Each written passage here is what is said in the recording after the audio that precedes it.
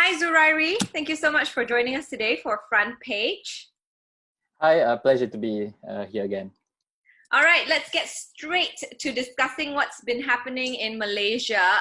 We recently had our one-day parliament sitting on the 18th of May.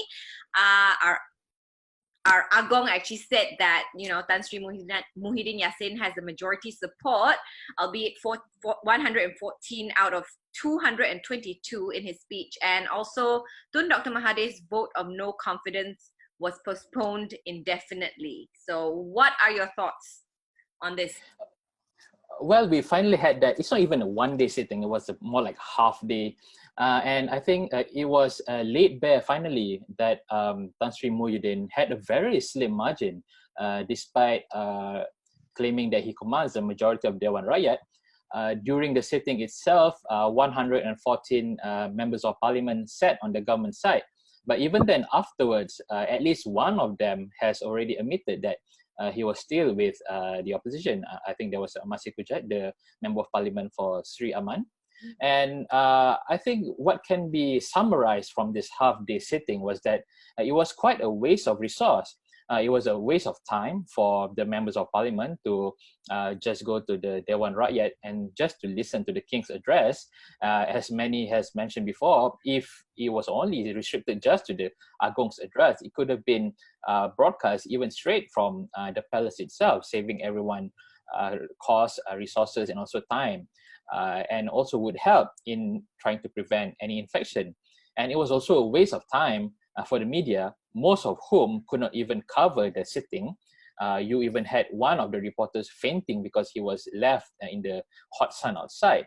And above all this sitting has not achieved anything. And later on, even the minister in charge of parliamentary affairs, Datuk Taqiyuddin Hassan, admitted that the sitting was merely just to fulfill constitutional obligation. We have to have that sitting in a certain amount of time, or otherwise the parliament would have to be dissolved. And that was essentially the reason why that sitting happened. It had nothing to do with to prove that the Prime Minister had the command of majority. It has nothing to do with trying to help the country that is currently facing COVID-19. And I think it was just something that for formality reason. Now, with most businesses going back, to work and everything, the next sitting has been scheduled after July 13, which is about 2 months from now. In your opinion, do you think that this is too long a wait for the next parliament sitting? Because there's so many pressing issues right now to be discussed. Yes, way too long. 2 more months. We are already going close to 2 months of the conditional movement order. Movement control order. And already with the partial lockdown of 2 months, a lot of people have suffered. A lot of people have lost their jobs, lost their incomes, and already waiting 2 more months to get relevant bills and laws to be enacted to help our country to go through this very arduous period is very much questionable.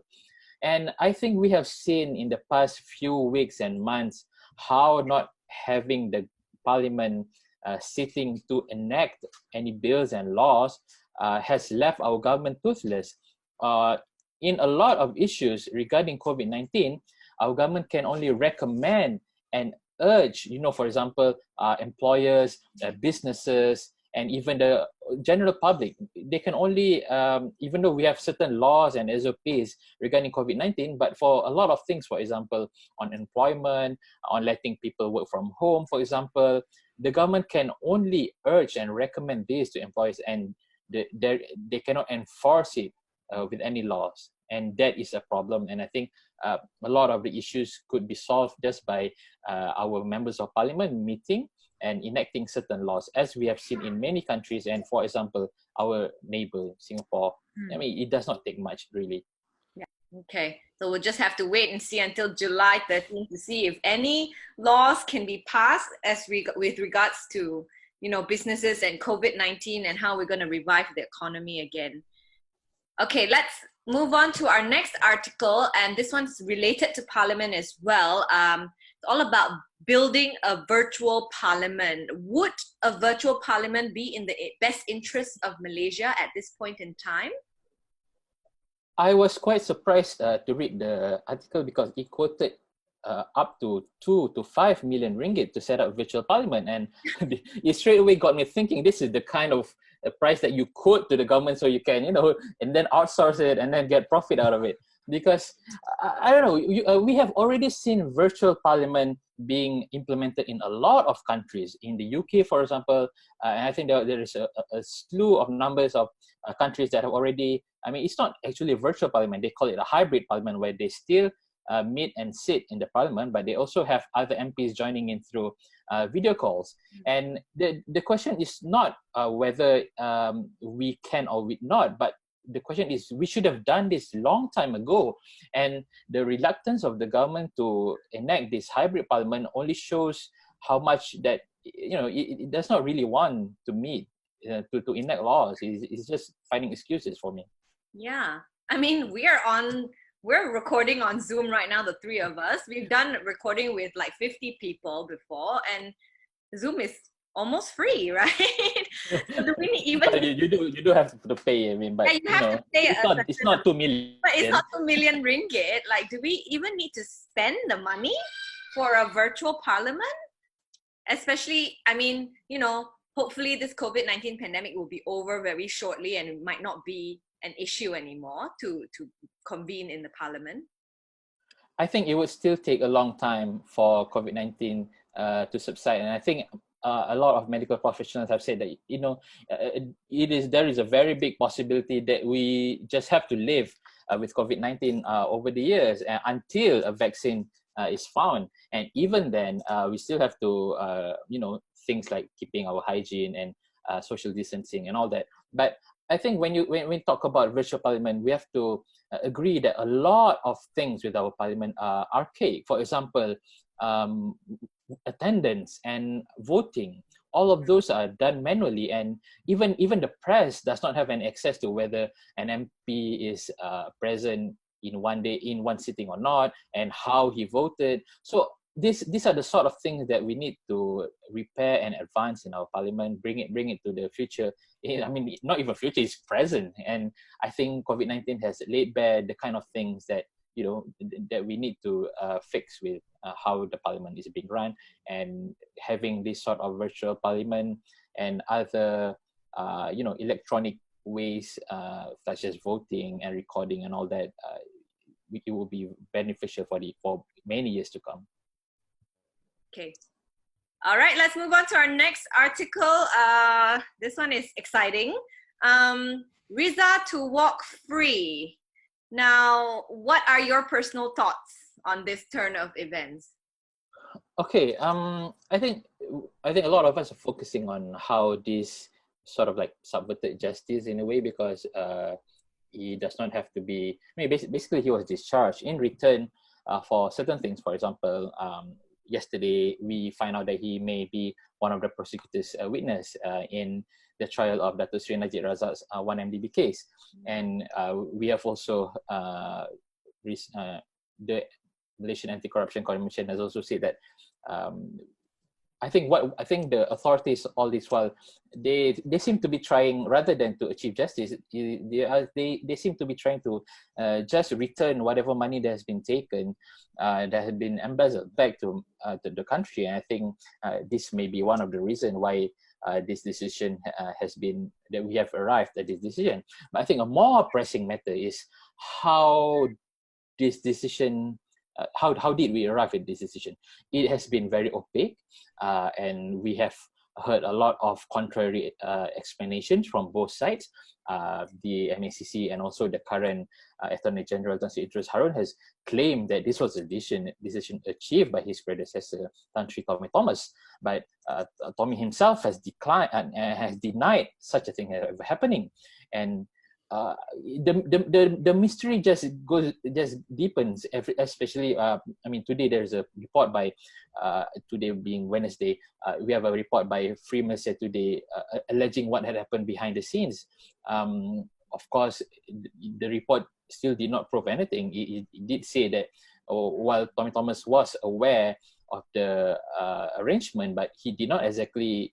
I mean, there was no proof that he did agree to that. So what we need here is for the government side, at least, for Attorney General's chambers, MECC, to come up with a paper trail to at least, come clean on this. Otherwise, right now we are just having, he says, she says kind of situation, and in the end, the public is left wondering, how did we ever achieve a decision to just let Riza, being discharged, and for in return for what? Is it even worth it at this point? I mean, just yesterday there was a report that so far he has agreed to let go 600,000 ringgit that was taken during the raid on the residence of Datuk Sri Najib Razak and his family. I mean, 600,000 ringgit. How was it even worth it? If that's the only thing that we get, only the future can tell us about that. But what do you think is the most appropriate course of action moving forward? Yeah, I think we I remember hearing a lawyer saying, getting the DNA discharge not amounting to acquittal does not mean that one is, free or you cannot be charged anymore. So I do not know how the current Attorney General's chambers would want to go forward with this case, but I think many people, especially opposition, are seeing this as a dangerous precedent because, will we see more of these sort of deals happening with a lot of politicians who have been charged with graft and a lot of criminal charges who are now in the side of the government. But of course, just like yesterday, the lawyer for Datuk Sri Najib Razak has been saying, at least, according to him, at least Najib won't be one of those who would want a plea deal. He wanted to clear his name in the courts. So I think his case just started yesterday, and we will go on until tomorrow. So we will see more of these cases going to the courts, and let's see what happens. And we may see more clearly how the Attorney General's chambers would want to deal with these cases.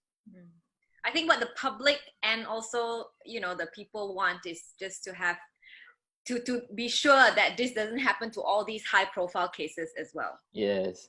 I think the issue here is that all these cases to seek justice takes a very, very long time and a very, very resilient prosecution.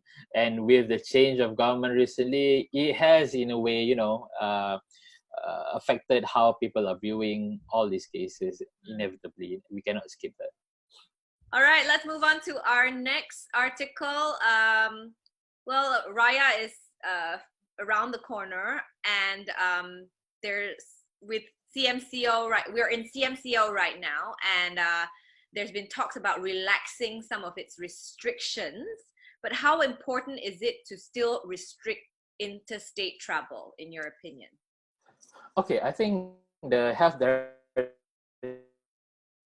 General Dr. Shahidullah has mentioned this times. The issue here is that a lot of the red zones, as they call it, are situated in urban areas. Selangor is the state with the highest number of cases, Kuala Lumpur as well. So what would happen with the interstate travel is usually during this Ramadan and Raya season, you would see people from urban going back home. And already we have seen a lot of these attempts.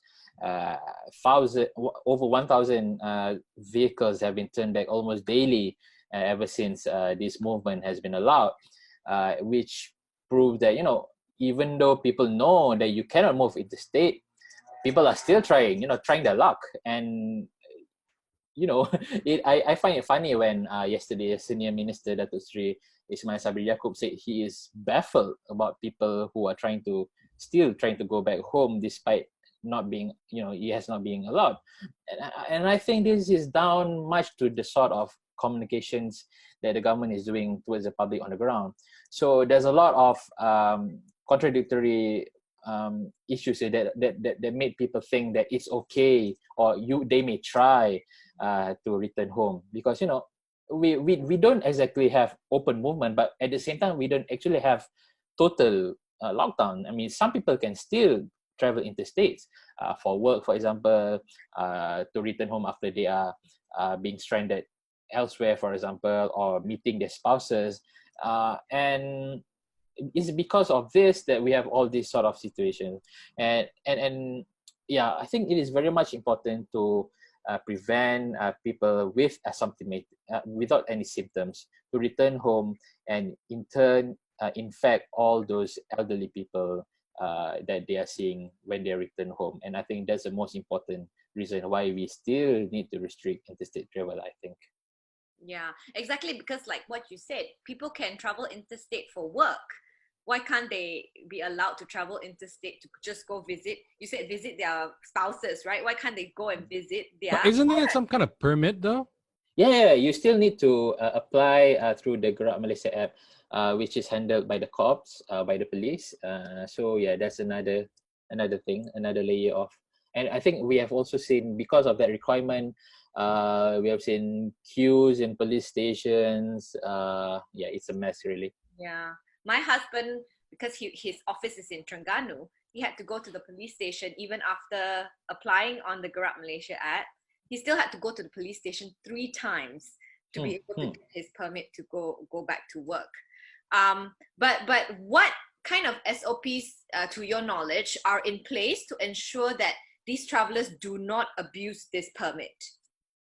I think we just have, yeah, I think we just have to leave it to the our police. We have to have trust in them for them to verify all these permits. And I think the issue here is not so much about people abusing this permit, but also how do we actually have enough resources to handle all these permits? And in the breakdown of such a facing such demands, do we have enough enforcement authorities to handle all those back lanes and all that? And I think that is a more pressing concern. Yeah. Do you normally go balik kampung for Raya? Actually, yeah, I haven't. Usually every year we would balik kampung to Johor, but I'm not sure if you noticed this, but in the past several years, I mean, going back balik kampung every Raya or either Fitri season is madness. I mean, the traffic jams. Even if you manage to go balik kampung to return back to KL, oh wow, I'm not sure if we will ever go back to going balik kampung every year after this.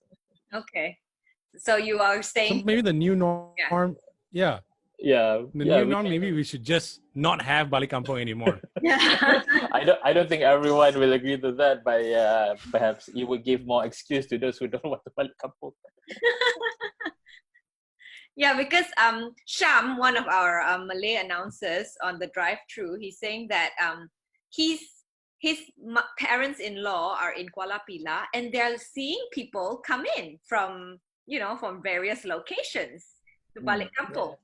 So they're asking them, why you cannot come back, because everyone else is coming back. Why you cannot come back? Yeah. So I don't think they understand it's a safety issue. And now the cops are saying that they're going to be doing spot checks based on your license plate number. So if you're in Kedah and then you sport a W or J plate, you're going to be in trouble. I'm like, how's that going to work? Yeah, I think I find that even the Director General has been talking about this. I mean, that 20 people limit for Beraya, right? I'd be like, it's so arbitrary. You have so many of these arbitrary numbers of people that can visit. And just yesterday, I think when you're talking about the spot checks, I think the Minister Ismail said, the police will check whether how many cars are parked in front of your house. So I mean, people are already commenting. People will just park in front of somebody else's house in order to escape this. So yeah, this is the kind of mess that you have when you say you don't outright either allow or just ban it altogether because you need some political benefit or political clout out of it. You allow, but you don't also allow. You allow, but only set 20 people. So there's a lot of, it will be a much easier for all our enforcement authorities if visiting during Raya is just banned altogether. That's what I think. Yeah. Okay. Nice. Last one. So our health DG has said that they're fine-tuning SOPs during the CMCO for barbers and hair salons to be reopened, and also for child safety, because at this moment, children cannot go to crowded areas like malls and whatnot. So they're still looking into fine-tuning all these SOPs. And I think a lot of men out there, they need haircuts. Yes. With hair Yeah. salons and barbers still closed. What type of SOPs will we be looking at to like Yeah. ensure a person's safety at a hair salon? Yeah, I am grateful for my wife for giving me this not bad haircut, I think. Okay, it's all right. But yeah, Malay Mail broke. Yeah. So Malay Mail broke that story where we talked with certain barbershops who admitted to offering house calls, and also from the Bumiputra Barbers Association saying, the reality is barbers are suffering. They had to close their shops. Most of them not even in the middle 40%. Some of them are in the bottom 40% of the households. So this has really hit them hard. And they are fuming because they do not see these SOPs applied equally. Some people with money can, secretly call them for house calls, but they cannot even do that with the rest of the public. And I think they have submitted their versions of what an SOP should be like, which, among others include disinfection, wearing gloves, all the PPE and face masks, limiting people who can just come to a shop. And I think this has to be looked properly, not just for barbershops and hairdressers, but also a lot of all these beauty or health services. And this is even more pressing because the barbers or barbershops were among those industries. There was, when the economy was first started to get relaxed, they were one of those who were in the list. But then because of public backlash, and rightly so, they were taken off the list. But the reality is much different on the ground. And I think, and it's not just barbers. I mean, in general, we are all losing our incomes, we are all losing our revenues, our profits, as we are struggling to just get by on every day. And I think in a lot of the more successful countries, there is less of this problem because the decision seems to be, it's okay, it's fine, we have a lockdown, we close all the business, but at the same time, as the government, we give enough so you can survive. You can go through this very hard period. And we go back to our earlier discussion on how the parliament is not sitting. So when the parliament is not sitting, you cannot debate all this amount of money that is being funneled to the ground. And because of that, you have people who are either not getting enough or not getting at all, or even when they have applied, they are still not getting their aid. And businesses are complaining they don't get they apply, but found out that the fund is already gone. The sort of things should have been discussed in a parliament, but we are not seeing it. And as a result, we are seeing a lot of people still suffering and may continue to do so in the next few months. But how about the economic stimulus packages that the government has announced? So this cannot be rolled out unless it's been debated in parliament? Yeah, right. By right, it should have been debated and passed first in the parliament before it was rolled out, which is perhaps one of the reasons why we are seeing, the Prime Minister has announced it, I think more than 200 billion, but most of those came from the banks, and it's mostly not cash, not hard cash. It's mostly aids in moratoriums and loans and credit cards and all that. The actual amount of the cash that is being disbursed to the public is much less, and perhaps not nearly enough for our population compared to other countries. So yeah. All right. Now, as a father yourself, Zurairi, like how important do you think these SOPs are, especially for to reduce the risk of children contracting Yeah, COVID-19? Yeah, it is undeniable that children below 12 are more susceptible and they are at a higher risk of contracting COVID-19. And it is because of this we have the government and also health ministry trying to restrict parents from bringing their children to public spaces. But you also have to look at it another way. Sometimes we have reported on this as well. Sometimes parents just do not have any choice, you know. Businesses has reopened, workplace has reopened, but daycare, schools, all this childcare has still not reopened. So what happens is that you have this imbalance where people still need to go to work, but they do not have anywhere to leave their kids with. And this happens with shopping as well. You know, for single parents, for example, if you do not have a support system, you do not have a family that can help take care of your children, you just have left with no choice but to bring your children when you're shopping. I mean, what other choices are there for you?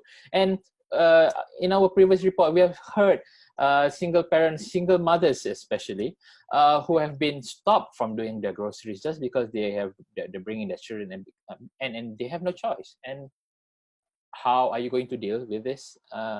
This conundrum. And again, we go back to all this mismatch on how the MCO is being implemented. In the, it does not match. You know, for example, the school or daycare is still closed, but business is open. And how do you cope with that? Yeah.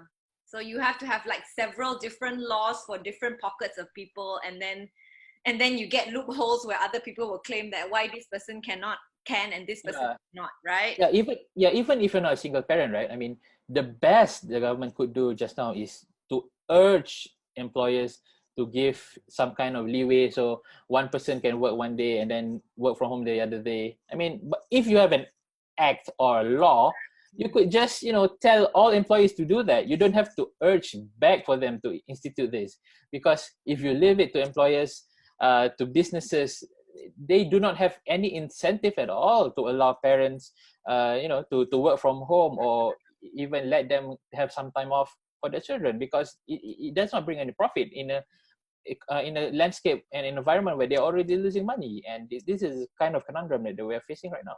Well, thank you so much, Zurairi, for joining us today and shedding light on some of these issues that we've had in our minds as well.